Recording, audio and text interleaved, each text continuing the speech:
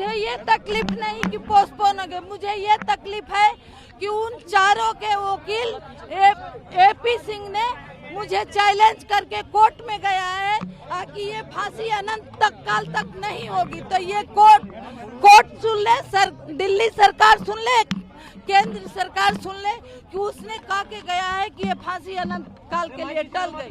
तो कहीं ना कहीं सरकार हमें 7 साल पहले हमारे बच्ची के साथ क्राइम हुआ था, बार बार हमारे को उन मुजरिमों के सामने सरकार झुका रही है, कोर्ट झुका रहा है। आज लंबे समय तक आंटी आपने इंतजार किया और आपकी उम्मीद थी आपसे मैं सुबह 10 बजे से कोर्ट में आके बैठी हूँ।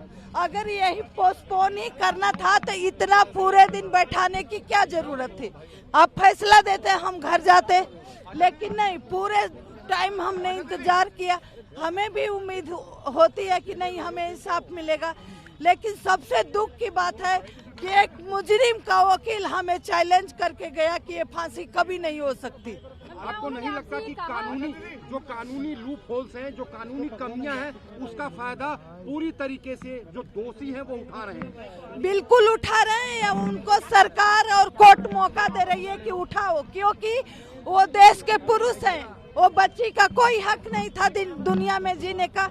इन्होंने क्राइम किया, लेकिन इनका हक है कि ये बार बार फांसी के डेट को पोस्टपोन करवा रहे हैं। और मेरे को चैलेंज करके गया कि फांसी नहीं हो सकती। बहुत उम्मीद से थी चमत्कार होगा, आपको नहीं उम्मीद था, लेकिन नहीं, आज तो चमत्कार नहीं हो पाया जो उम्मीद आपकी नहीं, मुझे कोई उम्मीद नहीं थी कि चमत्कार होगा।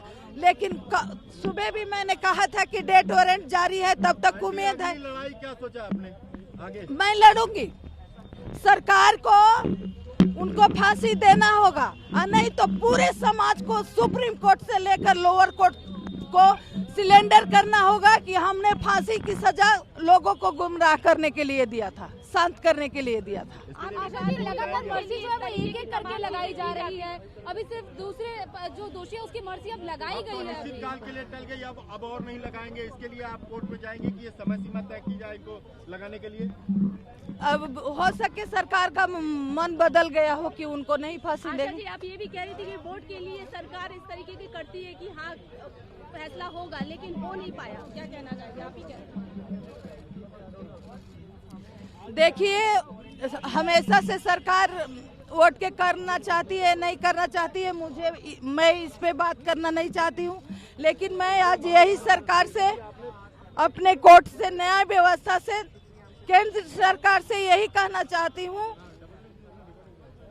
कि आज इस कानून व्यवस्था के कमी की वजह से आज एक मुजरिम का वकील मुझे कोर्ट में चैलेंज करके गया है कि अनंत काल तक फांसी नहीं होगी।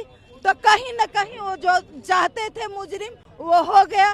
तो इस पे अब कोर्ट विचार करे, सुप्रीम कोर्ट विचार करे कि सुप्रीम कोर्ट ने उनकी रिव्यू खारिज करी, उनकी क्यूरी पिटीशन खारिज करी, तो आखिर वजह क्या है कि उसने मुझे चैलेंज किया कि फांसी नहीं हो सकती। पिछले 2 बार तो तारीख भी मिली थी, 22 जनवरी फिर 1 फरवरी, इस बार तो कोई तारीख भी नहीं मिली है। क्योंकि जो मुजरिम चाहते थे वो हो गया। वो चाहते थे कि ये फांसी अनंत काल तक टल जाए, वो टल गई। कहीं न कहीं कोर्ट, सरकार सब उनको सपोर्ट कर रहे हैं। अभी आपको भरोसा है कानून पर, या आप उम्मीद पूरी तरह टूट गई? नहीं, क्योंकि कानून पे भरोसा है। अगर कानून में फांसी है तो उनको देना पड़ेगा, नहीं तो पूरा संविधान को आग लगाना पड़ेगा इनको। कोर्ट ने जो बात कही है उससे जो बच्चियों पे लगातार क्राइम हो रही है, क्या समाज में संदेश जाएगा? क्या उनको इंसाफ मिल पाएगा? और उनके हौसले बढ़ेंगे और क्राइम होगा, लेकिन इनको कोई फर्क नहीं पड़ता, क्योंकि ये बहुत ऊंची हवेली में बैठे हैं, इनको हवा तक नहीं लगती है। तो ये कहीं ना कहीं मुजरिमों का सपोर्ट कर रहे हैं।